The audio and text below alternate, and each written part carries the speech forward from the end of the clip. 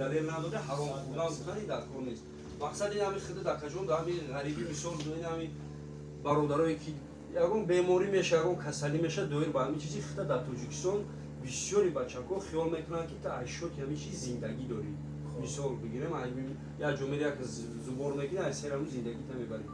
باید جای دیگه در خواهد که هیچ وقت کسی خودش را اسفاد نمیکنه مثال زمان برای خونی فلان مرده فلان کام بگه هیچ نما باشم من نمیکنم برای چی که اگر در جا کار نکنم کسی خودم هیچ وقت من خونی من نمیرم.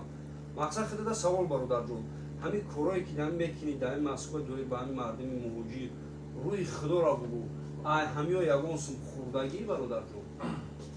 خب نیک معروف جون مقصد باز پس کنه قوری برادرم بود اونا و برادر دیگریم شوید زنده اونا و دیگریش هم بود باز ما همین روز ای سحر دجور رفتیم ای سحر دجور رفتیم